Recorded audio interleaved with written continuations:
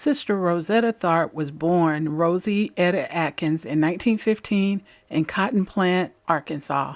Both of Tharpe's parents, Katie Bell Newbin and Willis Atkins, were singers. Katie Bell had played the mandolin. Tharpe's father was not involved in her life, even so her mother's influence alone set Tharpe on the path of becoming a performer. Alongside her work as a cotton picker, Katie Bell was also a deaconess missionary and a women speaker for the Church of God in Christ. The church, radical for its encouragement of rhythmic musical experimentation, as well as allowing women, such as Sister Rosetta's mother, to preach and sing in church. Though Tharpe was shy, her involvement in the church gave her the opportunity to both sing and play guitar for audiences from as early as age 4. In 1921, Tharpe and her mother moved to the south side of Chicago for a change of scenery. Once she turned 6, the mother-daughter duo began to tour with an evangelist troupe that performed throughout various locations in the South. As she grew older, Tharpe recognized that the more attention her performances garnered, the more of a chance she had to spread her talent, particularly in her favorite genres of gospel, jazz, and blues. While still involved with the Church of God in Christ, she soon realized that Christian ideals denounced jazz and blues. Though the church was often progressive, she was still taught to look down at the genres such as rhythm and blues. Tharpe quickly found common ground between religion and song in her ongoing commitment to regularly perform at the church conventions. Tharpe and her mother continued to perform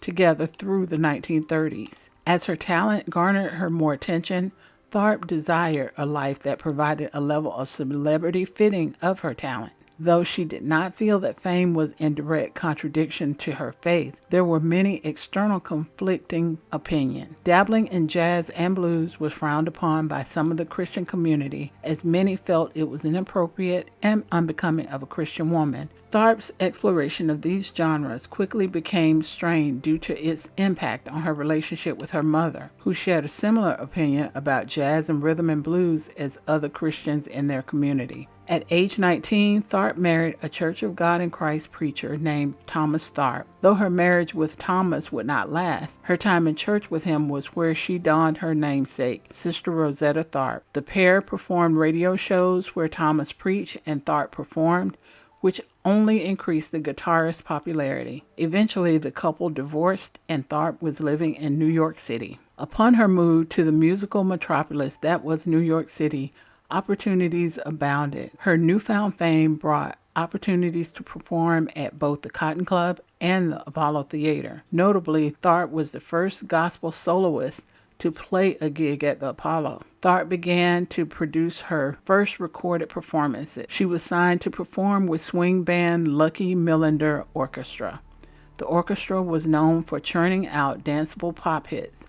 She toured with Millinder until 1943. Though many of her songs still maintain gospel undertones, Tharpe began to face overt backlash from religious groups regarding her music. Tharpe's formative musical experiences in the church undoubtedly impacted her musical stylings, particularly considering that the Church of God in Christ was noted for its robust and lively musical expressions of faith. Though Tharpe's performances were undoubtedly high-spirited, the mixed genre elements made some religious listeners call Tharpe a secular artist. Still in place in the 1940s, Jim Crow laws mandated that racial segregation between communities of color and white communities were in place.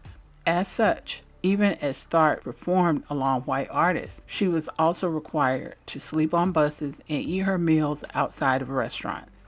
Eventually, Tharpe would come to purchase her own tour bus to combat the exclusions and indignities of segregation. Her unique style combined elements of Delta blues, New Orleans jazz, and gospel music. She rose to the very top with no signs of stopping. Not only did she ooze talent, she could also be counted on to know talent when she saw it in others. While attending a concert at the Golden Gate Ballroom in Harlem, Tharpe heard Marie Knight perform for the first time alongside singer Mahalia Jackson and took great interest in her. A few weeks later, she extended an offer to Knight to develop a musical act and tour as a duo. Soon after agreeing, Knight became not only Tharpe's partner in performance, but in life. The women made their mark by breaking through to the rhythm and blues chart, which was not typical at the time. While Tharpe's sexual identity has not been researched at length, it has been noted that she had relationships with both men and women throughout her life. Tharpe and Knight toured, collaborated, and performed as two black women in a relationship in the late 1940s. It was a radical act. Tragedy struck in 1940 when Knight's two children passed away due to a house fire. While the tragedy brought the women closer, the pair would eventually split in 1950. Tharpe and Knight remained close friends. These elements impacted how freely Tharpe was able to live. In 1950, Tharpe found companionship with her manager, Russell Morrison. The two set out to get married, and her wedding, that was also doubled as a concert, attracted 25,000 fans. Remaining close, Marie Knight was one of Tharpe's bridesmaids. Though Morrison and Tharpe's relationship was complex, the two would remain together until her passing in 1973. 20 years of continued fame meant more milestones for Sister Rosetta Tharpe. She recorded what is said to be the first interracial duet in the U.S. with singer Red Foley, "Have a Little Talk with Jesus."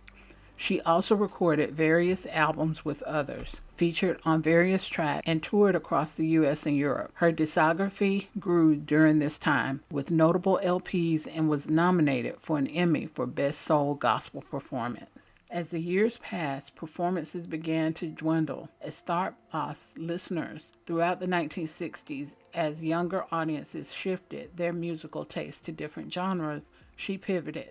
She moved to England and began to perform in London and Liverpool. Years later, in 1970, Tharpe had a stroke and began to struggle with diabetes. Between 1970 and 1973, one of her legs was amputated as a result of health complications. Tharpe passed away on October 9, 1973 in Philadelphia from another stroke. She was 58 years old. Since her passing, Tharpe's legacy remains at the center of much discussion. Artists such as Elvis Presley, Eric Clapton, Little Richard, and Chuck Berry have cited her as a major influence. In response to his 1986 induction into the Rock and Roll Hall of Fame, Chuck Berry was quoted saying, "My whole career has been one long Sister Rosetta Tharpe impersonation." A 32-cent stamp honoring Tharpe was produced by the U.S. Postal Service in 1998. In 2007, Tharpe was inducted into the Blues Hall of Fame. In light of discourse surrounding her heavy influence of rock and roll, she was inducted into the Rock and Roll Hall of Fame in 2017.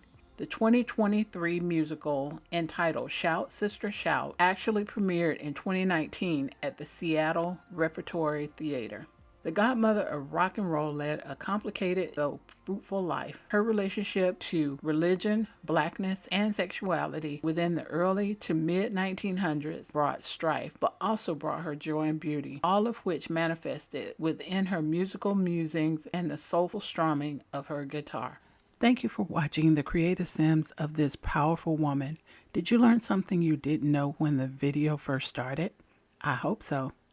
Thanks for watching, and please share the video so others can learn about this woman and the others in the playlist. Have a wonderful morning, afternoon, or evening, whatever time you're watching this. Be safe out there. Bye for now.